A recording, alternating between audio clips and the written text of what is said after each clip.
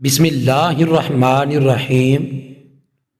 روایت ہے کہ حضرت داؤد علیہ السلام کی قوم کے 70,000 آدمی عقبہ کے پاس سمندر کے کنارے ایلا نامی گاؤں میں رہتے تھے، اور یہ لوگ بڑی فراخی اور خوشحالی کی زندگی بسر کرتے تھے۔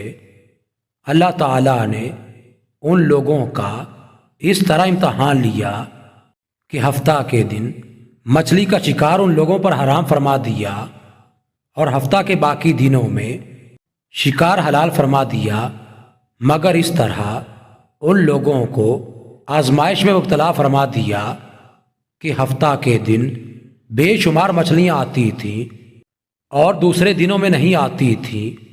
تو شیطان نے ان لوگوں کو یہ ہیلا بتا دیا کہ سمندر سے کچھ نالیاں نکال کر خشکی میں چند حوض بنا لو، اور جب ہفتہ کے دن ان نالیوں کے ذریعے مچھلیاں حوض میں آ جائیں تو نالیوں کا منہ بند کر دو، اور اس دن شکار نہ کرو، بلکہ دوسرے دن آسانی کے ساتھ ان مچھلیوں کو پکڑ لو۔ ان لوگوں کو یہ شیطانی ہیلا بازی پسند آ گئی، اور ان لوگوں نے یہ نہیں سوچا کہ جب مچھلیاں نالیوں اور حوض میں مقید ہو گئیں تو یہی ان کا شکار ہو گیا، تو ہفتہ کے دن ہی شکار کرنا پایا گیا جو ان کے لیے حرام تھا۔ اس موقع پر ان یہودیوں کے 3 گروہ ہو گئے۔ نمبر 1، کچھ لوگ ایسے تھے جو شکار کے اس شیطانی ہیلا سے منع کرتے رہے اور ناراض و بیزار ہو کر شکار سے باز رہے۔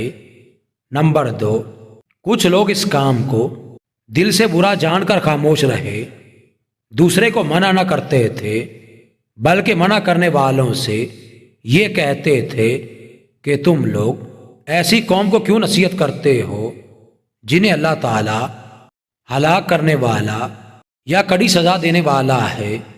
نمبر 3، اور کچھ وہ سرکش و نافرمان لوگ تھے جنہوں نے حکم خدا بندی کی اعلانیہ مخالفت کی اور شیطان کی ہیلا بازی کو مان کر ہفتہ کے دن شکار کر لیا، ان مچھلیوں کو کھایا اور بچا بھی لیا۔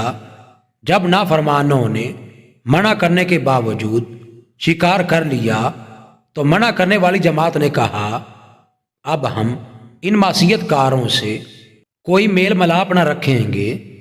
چنانچہ ان لوگوں نے گاؤں کو تقسیم کر کے درمیان میں ایک دیوار بنائی اور آمد و رفت کا ایک الگ دروازہ بھی بنا لیا۔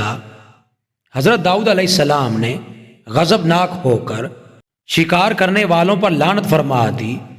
اس کا یہ اثر ہوا کہ ایک دن خطا کاروں میں سے کوئی باہر نہیں نکلا، تو انہیں دیکھنے کے لیے کچھ لوگ دیوار پر چڑھ گئے، تو کیا دیکھا کہ وہ سب بندروں کی صورت میں مسخ ہو گئے ہیں۔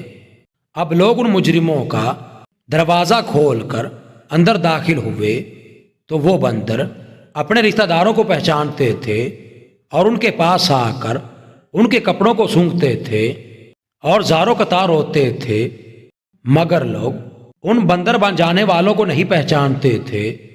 ان بندر بن جانے والوں کی تعداد 12,000 تھی۔ یہ سب 3 دن تک زندہ رہے اور اس دوران کچھ بھی کھا پی نہ سکے، بلکہ یوں ہی بھوکے پیاسے سب کے سب ہلاک ہو گئے۔ شکار سے منع کرنے والا گروہ ہلاکت سے سلامت رہا، اور صحیح قول یہ ہے کہ دل سے برا جان کر خاموش رہنے والوں کو بھی اللہ تعالیٰ نے ہلاکت سے بچا لیا۔